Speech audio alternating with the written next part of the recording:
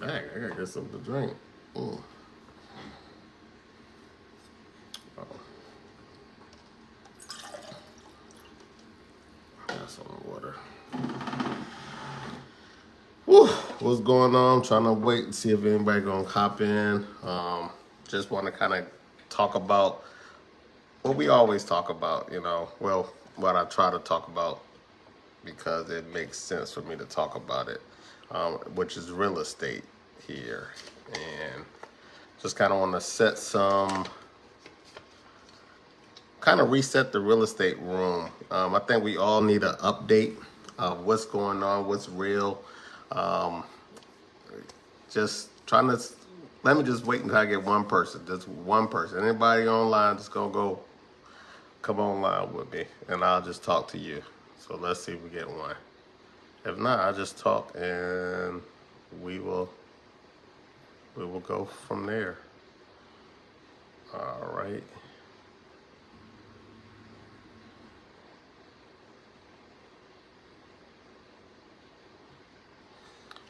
Dang, none of my family, friends, nobody y'all see this live? Y'all just gonna leave me hanging?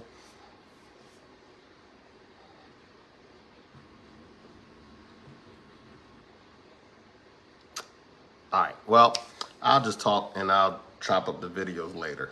All right, so just kind of give you guys an update of what's going on in the market, in today's market. Understand this is not pre-COVID market. So this is not your mom's, your dad's, your auntie's real estate market. This is not COVID market where the interest rates were 3% or 2.5% or anything like that. This is today's market. This is 2024 market. It's just not 2022, 2024. 2024 is the market that we are in. A couple things, right?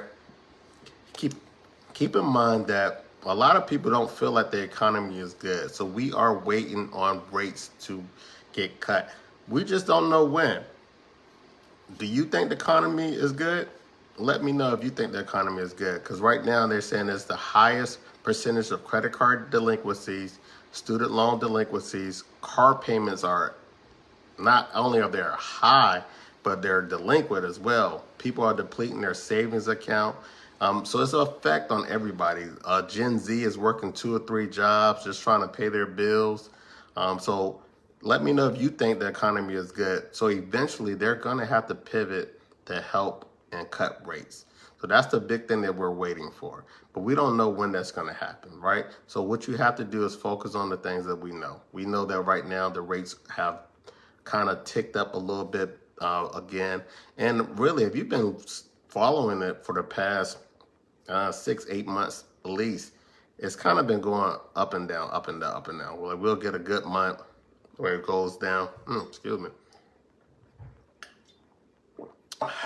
We'll get a good month that it kind of goes down, and you'll get a lot of people excited. They get into the game and they start buying, and they'll start putting contracts in based off that lower rate.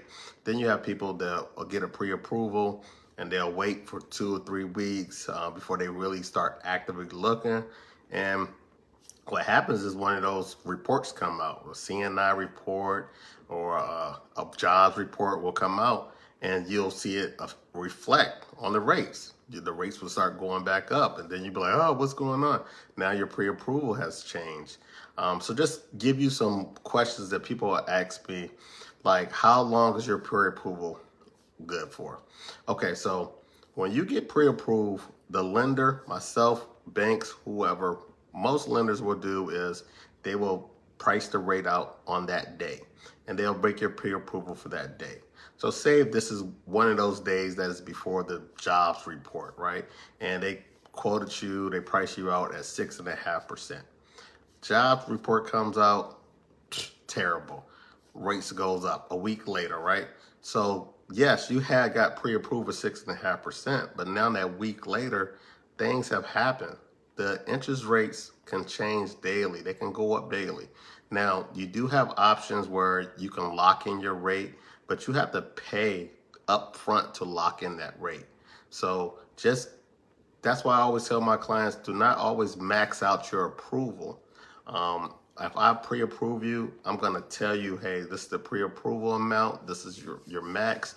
I'm gonna still leave a little wiggle room just in case, and I'll let you know what's the interest rate that's being quoted. That way you'll have it in your mind. But also, at the same token, if the jobs report come out and it's good, or another report comes out and it's good, then guess what? Your rate could be going down. So as you go through your shopping, you understand that, okay, I have an idea what my rate is going to be. Now, once you get an actual contract, you say, T, got a contract, got a house that I love, bam, let's go ahead and get to this contract. Then we're going to update and we're going to say, okay, boom, it took you 2.5 weeks. This has changed. That has changed. This is what your rate, 6.375. It went down. That's a good thing. Or it went up a little bit, so it's going to be 6.625, right? And that's just give you an example of what I mean. Sometimes the rates can teeter, and we can go into more depth, talk about the APR. We could talk about buy downs. We could do that later. But just to kind of update everybody on what's going on right now in the current market. People are still buying homes. This has been a great year for myself, for my colleagues as well. People are still buying homes. The market is still competitive. You have to understand there's just not enough homes out there. And you may not like the home, you may not want the home, but somebody else will make do. Most people are looking at homes as a long-term investment, right? So they're looking at for the long haul. So that's why having a buyer's agent is key, because you want somebody to be able to talk you through and say, hey, listen, all right, the inspection came back, the inspection report has some things up there, but this and this is okay. We can get by with that. That's an inspection report that we can do. Without a buyer's agent, you look at that inspection report and you're going to run away. But all homes are going to have some type of issues. There's not going to be a perfect inspection report. There's going to be some good ones, but not going to be perfect. Even with new construction, you have to go back in there and you have to tidy up some of the things. So a buyer agent is important no matter what happens with the settlement, no matter what you think. As a buyer, unless you like 10, 15 plus type of homes in and you're an expert, then you might not need one. But as a new buyer or a second or third buyer, your second or third home, you probably want to have a buyer's agent, and you definitely need a buyer's agent, because they're going to be the ones that's in the market, that's doing this every day, that's trying to tell you what's good, what's not, and how to move forward with the offer. And so one of the things we hear all over the news is the NAR and the settlement. So it's not settled, it's a proposed settlement that's supposed to be reviewed. The Department of Justice has to accept the settlement, and then that whatever they agree to will go in play. A lot of people is getting a lot of misinformation and things of that nature. Now, the thing about it is buyer agreements have always been in place. They're just kind of being enforced more so. You know, I know in North Carolina, I talk to agents all the time, and they say, hey, look, we've been doing this all along, so there's nothing changed. So now they just want the agent, the buyer's agent, and the buyer to have the conversation before they go to the seller, right? Understand, hey, if the seller's not willing to offer my commission, this is what I can do, or this is what we can try to work through. That's all it is, having a conversation. So you sign your buyer's agent agreement for your buyer's agent to do their due diligence and work best for you. But you guys already know how the finance is going to go up front, whether the seller's willing to offer seller's commissions or not. And I'll leave that alone. But a buyer's agent is key and definitely necessary to buying a home, because they're going to represent you. I would just tell a buyer's agents that are out there, talk to a lot. So you got to make sure you're showing value. Make sure you're bringing your A game, you're showing value, you're available, and show them why you deserve what you deserve. We all have to do that. As a loan officer, I have to show my value. I have to become available. It takes what it takes. That's what we talked about before. It's going to take what it takes, right? And that's the mindset you have to be in. And the ones that are in that mindset, they will win. They will go up. They will continue to get deals. They will continue to negotiate. They will continue to get sellers concessions. They will continue to find these deals. And that's all I really wanted to say, talk about, right? Just letting everybody know that you are in the market, and if you are able to qualify and afford the payments right now, now is still a great time to buy, right? Well, if you're waiting on rates to come down, so you look at it like this: you can afford the payments right now with the quote unquote higher interest rates, and you're waiting for rates to come down. If you get into the home, you have the home, and you can still wait for rates to come down. And when rates come down, you can possibly refinance into the lower rates versus not buying, waiting for rates to come down, and then when they do come down, you got 100 more people trying to bid on the same house. One of the things still remains the same. Right now, they say home prices are increasing about 5.3%. So the price of a housing is going up because it's a supply and demand, basic economics, supply and demand.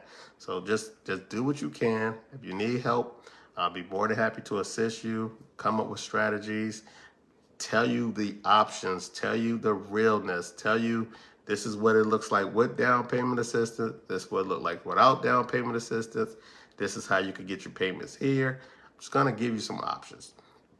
All right, well, nobody joined my live, so I will save this because it's good information. I have people reach out to me about the last video I did, the reel, and I'm trying to figure out a way that can give more education than what the reels can do, because the reels are only a minute 30. I think they now up to 3 minutes, but that way you can kind of get the breakdowns, like the programs. I tell everybody, we do have down payment assistance programs, we do have grant programs. All it is different people have different names on there. They might call it the Blue Star down payment assistant, or they might call it the 100% down payment assistant. It's all the same thing. They're all going to have some kind of overlays that you have to understand. But I'm here to help you. If it's an investment property, if it's a first-time home buyer, if it's a cash-out refi, I'm available. A lot of times, like we just talked, the credit card bills is high, student loan bills is high, car payment bills is high. So you may want to pull some cash out. It's a great time to pull some cash out. Look at all of the interest rates you're paying for all those things, and then look at this interest rate that's going to cost you to pull out cash. That's called a blended rate. So if you are paying all this interest rate anyway, if you bundle it all up and pull out cash, knock off those debts, you'll have one bill instead of having 6, 7 bills. All right, well, my name is Teante Gray. We got some stuff brewing in my mind. I'm trying to figure out how to make this work and do this.